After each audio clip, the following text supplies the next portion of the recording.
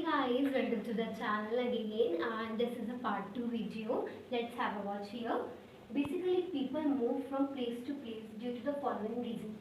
तो क्या होने लगा, जो पुराने जमाने के लोग थे या तो earlier people same age basically वो क्या करते थे, मूव करते थे from one place to another, वो मूव करते थे। ये फॉलोइंग रीजंस आपको यहाँ प्रोवाइडेड है, वो आपको अपने एग्जाम में लेकर आना है कि इन फॉलोइंग रीजंस के कारण वो अपनी प्लेस को चेंज करते थे।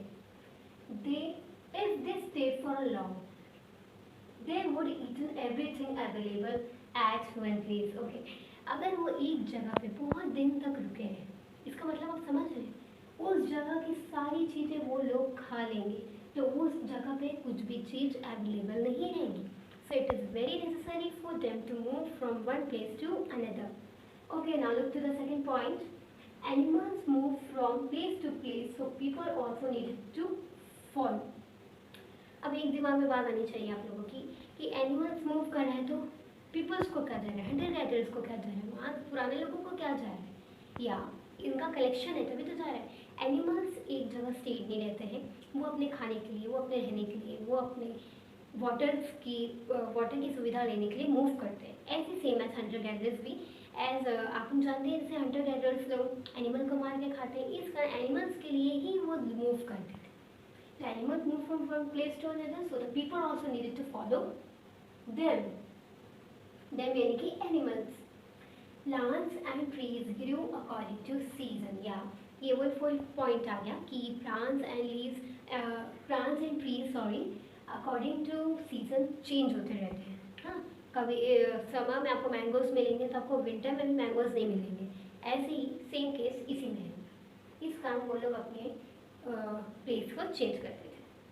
People needed to water always and many sources of water. है ना, पीपल को वाटर बहुत जरूरी है, बिना वाटर के तो no life at all. Okay, खुद भी सोचिए अगर वाटर नहीं रहे तो लाइफ कैसी रहेगी. People needed water always and many sources of water are non perennial. एक टर्म है नॉन पेरेनियल, तो मैं नेक्स्ट वीडियो में आपको समझाने वाली हूँ, बहुत क्लियर हो जाएगा आपको. नॉन पेरेनियल, तो non perennial so they get dried, यानी कि इसका मतलब यही है कि वो सूख जाती थी नदी. एक ही नदी में तो रुक नहीं सकते, बहुत देर सूख जाती थी, इसीलिए उनको भी ट्रेवल करना पड़ता था.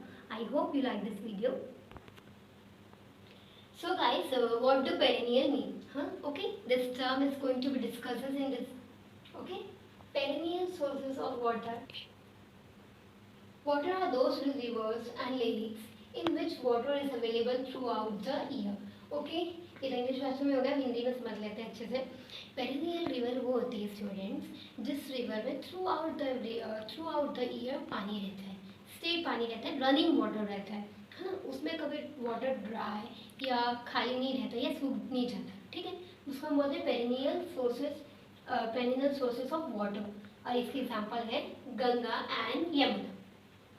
नाउ सेकंड देख लेते हैं नॉन पेरिनियल.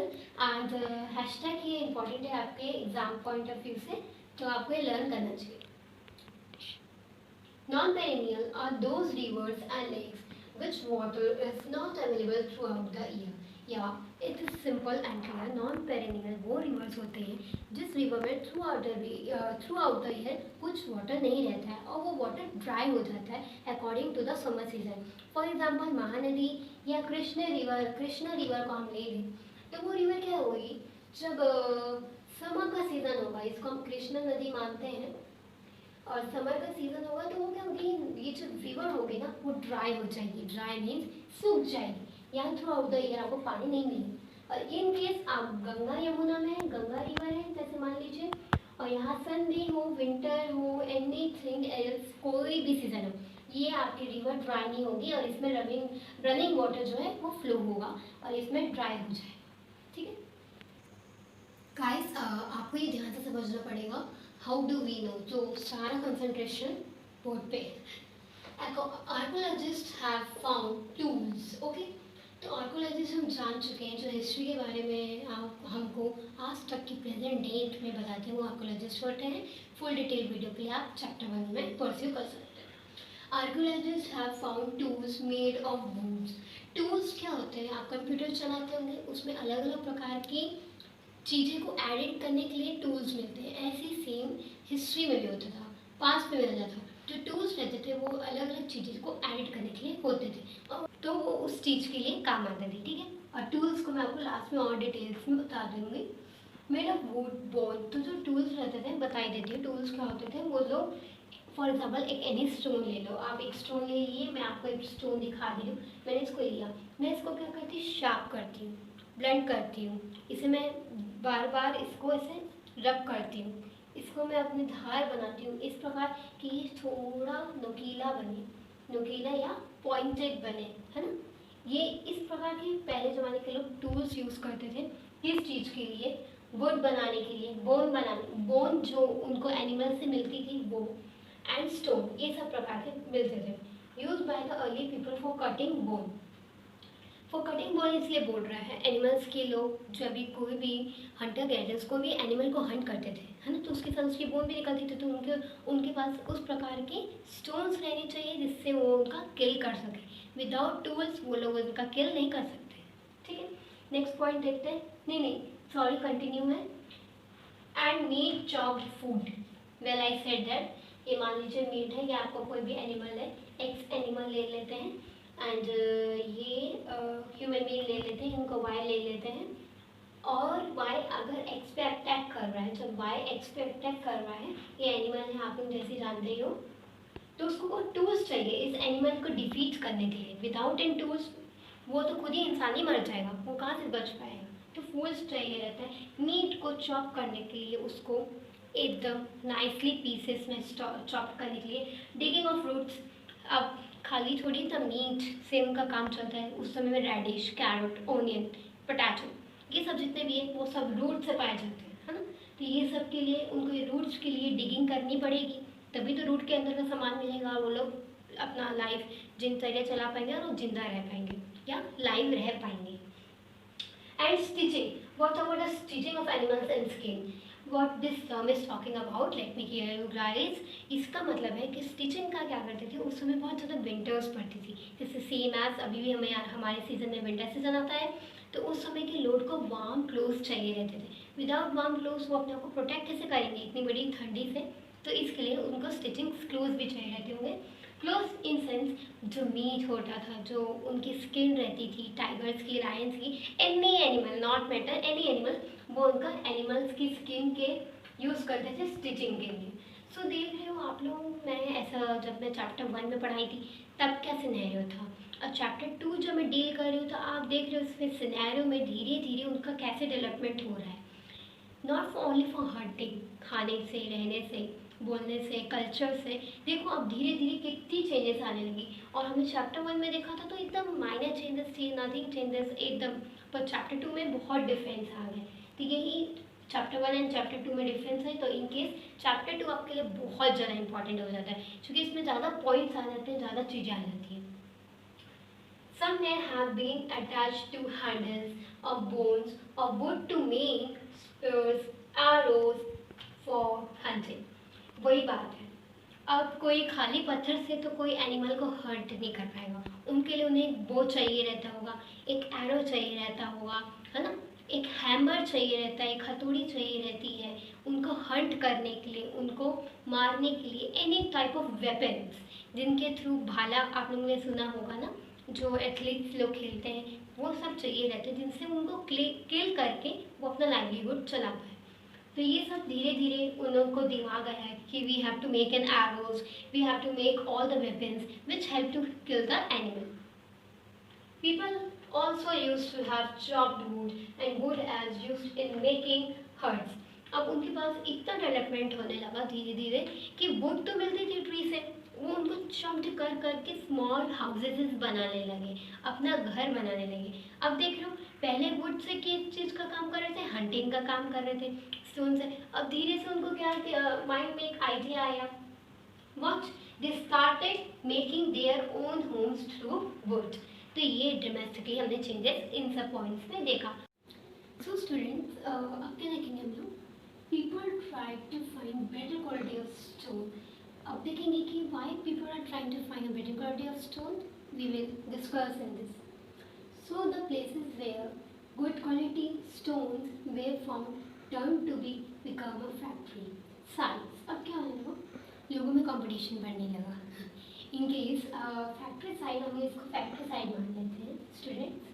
यहाँ पे बहुत सारे लोग आने लगे, वही हंटर गैदरर्स लोग, बहुत सारे लोग मान लीजिए, ठीक है, डिफरेंट टाइप्स के, जो लोग बहुत दूर रहते थे, ये यहाँ रहते थे, यहाँ इनके बहुत डिफरेंट टाइप्स के, डिफरेंट दूर दूर जगह से आने लगे एक ही जगह फैक्ट्री साइड्स में, क्योंकि फैक्ट्री साइड्स में क्या बहुत रिच एंड बहुत basic and fundamental amount of factory side में स्टोन्स मिलना अवेलेबल होने लगे, जो कि बहुत अच्छा था हंटर गैदरर्स के लिए। ये आप जानते हैं कि स्टोन क्यों अच्छा था हंटर गैदरर्स के लिए, ठीक है, बार डिस्कस करने की जरूरत नहीं। We find blocks of stone, tools, vast amount of chips or a waste of stones in those sites. तो वहाँ की साइड्स में क्या क्या मिल रहा था? Blocks of stones, बहुत सारे blocks मिल रहे थे stones के, किस जगह? फैक्ट्री साइड में। Yes, very good.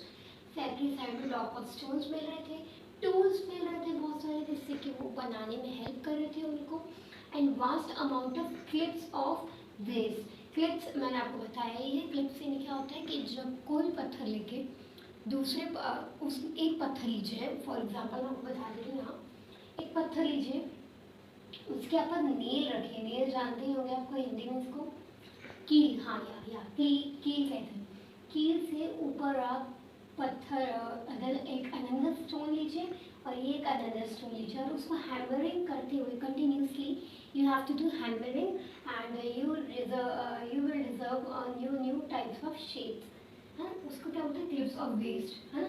जैसे फर्स्ट हिट में जो पत्थर, जैसे फर्स्ट हिट किया हमने एक स्टोन को दूसरे स्टोन के पे with the help of a nail, तो तक क्लिप निकल गई, उसके जो वेस्ट पार्टिकल है वो आउट होते हैं उससे बाहर के।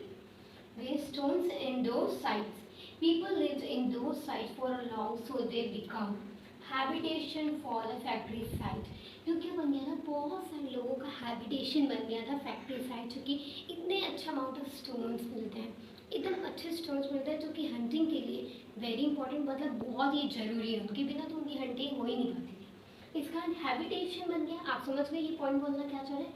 हैबिटेशन यानी वहीं पे लोग रहना अपना ज़्यादातर रहने लगे हुए, उस जगह को जैसे हंटर गैदरर्स पहले छोड़ के जाते थे ना दूसरी जगह, तो वहाँ पे लोग स्टेड ही रहने लगे, ठीक है। एग्जाम्पल भीमबेटका इन एमपी, तो एमपी में भीमबेटका जगह है, वहाँ पे तो बहुत ज़्यादा, वहाँ पे हमें क्या मिला? They have a caves of rocks and shelters. तो ये बाद में हमें पता चला, आर्कियोलॉजिस्ट के थ्रू हमें पता चला कि वहाँ पे हमने उनके बहुत सारे केव्स देखे, बहुत सारे रॉक देखे, बहुत सारे शेल्टर देखे, where Bhimbetka in the MP, okay. तो इम्पॉर्टेंट भी हो जाता है, वैसे इतना है नहीं, पर फिर भी आप याद रख लीजिएगा। These caves provided shelter from the rains, heat and wind। तो ये caves क्या प्रोवाइड करती थी? उन्हें शेल्टर्स भी प्रोवाइड करती थी, शेल्टर यानी रहने की जगह, रेन से यानी पानी से बचाने के लिए, हीट हैवी सनलाइट है उससे प्रोटेक्ट करने के लिए, एंड विंड ठंडी हवा एंड विंटर सीजन से बचाने के लिए। सो स्टोन टू स्टोन जो मेकिंग ऑफ टूल्स है वो सीखेंगे, एक प्रोसीजर है बनाने का आप लोगों का। स्टोन टू स्टोन पहले जमाने के लोग कैसे करते थे? बनाते थे। Here from which the tool was to be made also called the core, ठीक है। तो स्टोन को उस समय कोर भी कहा जाता था, ठीक है। Stone to stone here from which the tool was to be made, जिससे टूल मेड करते थे, एक स्टोन को लेके एक दूसरा स्टोन से वो लोग टूल बनाते थे। ये एक टूल के अनुसार, ये भी एक स्टोन है, ये भी एक स्टोन है, और इसको टूल कह रहे हैं, बाय ये हंटिंग के लिए सब चीज़ के काम आए, पर ये वाला जो है वो काम नहीं आया, और इसको यूज़ करके इसको भी इसी शेप में परिवर्तन करना या चेंज करके, ताकि ये भी वेपन या टूल के वे में काम आए। कोर जब इस फॉर्म में आता है ये कोर बन जाता है, was held in one hand, ठीक है। तो क्या बोलना चाह रहे हैं? Stone to stone here from which the tool was to be made, also called the cord, was held in one hand, एक hand में normal stone, and which was used as a hammer was held in the other hand। जो एक normal stone रहेगा जो कि held होगा first वाले hand में, first hand यानी one hand है, right hand सोच लो, and left hand में उसको second केस मान लो, आपका ये वाला stone होगा left one hand, वही बताना। In the second stone was to be used to strike off the flags। ये क्या करेगा? सेकेंड स्टोन स्टोन किस चीज के काम आएगा? Second stone is used to strike off the flag from the first stone, from the first till the required shape of was obtain. और जब तक हैमरिंग करते रहेंगे तब तक उसको स्टोन टू स्टोन स्ट्राइक करेंगे। इसमें नेल पॉइंट ऑफ व्यू नहीं है, जैसे पुराने केस में हमारा नेल था, इसमें nothing nail, stone to stone strike करके इसको एक टूल बनाने की कोशिश करेंगे या उसको प्रोसीजर करना है। तो इसका ये प्रोसीजर जो है इसको बोलते हैं stone to stone making a tool. First point हम स्टोन टू स्टोन समझ चुके हैं, तो उसी का सेम डिफरेंस बिटवीन भी आ सकता है आपको, stone to stone and second pressure flicking, है ना, फ्लैगिंग, ये दोनों आ सकते हैं। तो ये सेकंड पॉइंट समझ लेते हैं। Here the core was placed on the firm surface. For example ये देख लीजिए, ये जो है ना प्रेशर फ्लिकिंग, ये प्रीवियस वाला है जो मैं आपको समझा चुकी पहले कि स्टोन ले ली है, ठीक है, उसके ऊपर हम नेल को पुट अप किए, ठीक है, एंड फिर उसमें अपने टूल से हेल्प करके उसको हैमरिंग करते हुए इसमें डिज़ाइन बनाना या कुछ शब्द लिखना, आप समझ लो अपने व्यूज प्रकट करना, स्टोन कैर्विंग करना, ठीक है, ये पूरा वही टॉपिक बताया। The hammer stone was used on a piece of a bone और a stone that was placed in a core, ये कोर हो गया। फिर रिमूव द फ्लेक्स, है ना, तो ये फ्लेक्स को रिमूव करता है, कौन हेल्प करता है? पिन हेल्प करता है फ्लेक्स को रिमूव होने, ठीक है। That could be shaped into tools, और ये फिर शेप्ड होता है टूल्स, ये भी टूल्स बनते हैं। देखो दो प्रकार के टूल्स बनते हैं, एक तो आप एक बार देख लेते हैं इधर फिर से, स्टोन टू स्टोन हैमरिंग करते हुए आप उसका टूल बना लो, या तो आप एक टूल पिन एंड कोर या स्टोन को हैमरिंग करके एक टूल बना, तो मतलब एक ही है बनाने का। और इसमें स्टोन टू स्टोन था और इसमें प्रेशर ऑफ फ्लिकिंग, यानी कि इसमें tool plus pin plus stone, तीन चीज़ की जरूरत पड़ती है। And this is a new topic है, आप लोगों को बहुत इजी अच्छा टॉपिक है, फाइंडिंग अबाउट फायर। तो अब ये क्या हिस्टोरिकल लोग अब ये फाइंड करने लगे, आर्कोलॉजिस्ट लोग ये फाइंड किए कि when the what fire, when the fire was discovered, कब फायर डिस्कवर हुई आखिर में? Traces of ash found in a Kurnool caves. तो कर्नूल केव्स देखा जाए तो ब्रैकेट में लिख लो, इम्पॉर्टेंट है ना। Fire used as a source of lighting, Kurnool caves में ट्रेसेस ऑफ एशेस फाउंड हुए सब फर्स्ट टाइम, एशेस फाइंड हुए कहाँ? कर्नूल केव्स में, जो कि ये बताते हैं कि फायर फर्स्ट डिस्कवर कर्नूल में हुआ था। अब एशेस में ऐसा क्या था कि पता चला कि फायर वहीं हुआ है कर्नूल में? तो देखो एशेस कब होते हैं जमा, जब कोई मर जाता है या कुछ जल जाता है, कुछ जल जाता है। तो ऐसे कोई भी प्लेसेस में डिस्कवर नहीं हुआ था जहाँ पे एशेस पाए गए, एक ही जगह पे एशेस पाया गया था कर्नूल केव्स में। ट्रेसेस ऑफ ट्रेसेस यानी कि बोल सकते हैं इस प्रकार के एशेस के सबूत लाइव देखे गए थे, पाए गए थे। लाइव नहीं मतलब कि जब मर जाने के बाद बहुत साल बाद ट्रेसेस ऑफ एश फाउंड हुए थे कर्नूल केव्स में। Fire used as a source of light, तो उस समय फायर किस चीज़ के लिए यूज होता था? सोर्स ऑफ लाइटिंग के लिए, लाइटिंग, पूरा अंधेरा नाइट रहती थी, तो उन लोग कैसे करते थे पुराने समय के लोग? फायर डिस्कवर करी थ्रू स्टोन के एंड उन लोग लाइट रहते थे, लाइट को डिस्कवर की। टू कुक फूड, या it is also very important, कच्चा खाना नहीं खाते थे पहले, तो कच्चा ही खा लेते थे, सारे एनिमल्स को रॉ रॉ एनिमल्स ही खा लेते थे, पर अब वो लोग कुक करके फूड को खाना शुरू करें। टू स्केयर वाइल्ड एनिमल्स, अब वाइल्ड एनिमल्स बहुत ज़्यादा स्केयर भी, अब इतने कुछ एनिमल्स होते हैं जिनको हम खाते कंज्यूम करते हैं, कुछ एनिमल्स होते हैं जो कि ह्यूमन बींग्स के लिए बहुत ज़्यादा डेंजरस है, लाइक लायन, टाइगर, तो उनको सेव करना बहुत जरूरी है, उनसे सेफ्टी खुद की बना के रखना बहुत ज़रूरी है। तो उस समय क्या होती थी, मशाल जलाते थे, मशाल ऐसे करके वो जलती थी और उससे लायन एंड टाइगर को वो लोग स्केयर करके रखते थे, डरा के रखते थे। चेंजिंग एनवायरनमेंट ऑकर्ड, तो अब क्या हो गया, ड्रामेटिकली एक अचानक से चेंज आया, changing environment of the hunters and gatherers, okay, उनकी एनवायरनमेंट एक चेंज आया 12 ईयर्स अगो के बाद। Climate change to relative warm conditions, अचानक से क्या हुआ, क्लाइमेट जो हुआ ना वो चेंज हो गया वार्म कंडीशन में, मतलब हॉट क्लाइमेट, मतलब हॉट या वार्म क्लाइमेट में चेंज हुआ। This increase to grow grass lands, इससे क्या हुआ, ग्रास लैंड की ग्रोथ होने चालू हुई। पहले तो सारे एनिमल्स हंटिंग के थ्रू होते थे, अब क्या होने लगा, जैसे फील्ड है, कोई भी जगह है, लैंड है, उसमें आप देखेंगे ग्रास ग्रो होना चालू हो गई। This all grass land were growing to growing in a garden. Okay, grow in a land. Grass eating animals, अब ग्रास ईटिंग एनिमल्स भी डिस्कवर होने लगे, डिस्कवर यानी वही पैदा होने लगे, मतलब लिव होने लगे. Cattle, goat etcetera, these all are animals, eating animals, cattle, goat etcetera. ठीक है, grass eating animals. People started herding and rearing. Herding यानी grouping of all the cows, goats. Herds में रहते हैं, हर्ड में रहते हैं, ग्रुप में रहते हैं. तो हर्डिंग ऑफ गोट्स या हर्डिंग ऑफ काउस स्टार्टिंग हुआ. रियरिंग मीन्स ये जो टर्म देख रहे हैं, रियरिंग यानी उन लोगों की बचपन से देखभाल करना, छोटे से इतने छोटे. रियरिंग ऑफ शीप हो गई, शीप को इतने छोटे से लेकर पूरे बड़े तक का पालना, मतलब कि पूरा पालना वाला वो लोग चालू कर देते, मतलब एज अ बिजनेस समझ लीजिए. उनका प्रोडक्शन जो होता था वो कंज्यूम करते थे, वही सब लोग खाते थे, वही सब वो करते थे.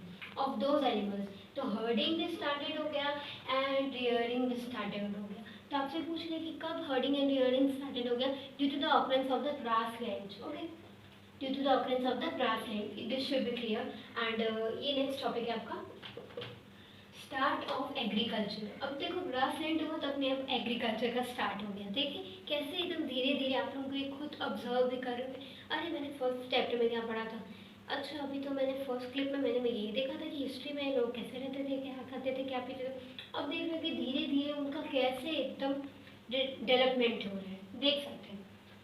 Grain wearing grass like wheat, barley, मेज है ना, मेज सॉरी, मेज है. हाँ, तो ग्रेन वियरिंग ग्रासेस लाइक कैसे ग्रेन वियरिंग ग्रासेस यानी ग्रेन. अब ये लोग सब खाने पीने की चीज़ें उत्पादित होने लगी प्रकृति द्वारा, बाय द इन्वायरमेंट होगी.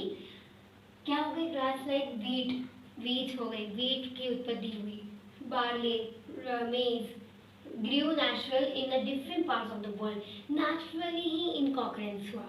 इनका कुछ पहले जैसे एनिमल्स का हम देखें कि एनिमल्स का ऑकरेंस पहले से था, पर ये अपने आप ही ऑकरेंस आया है.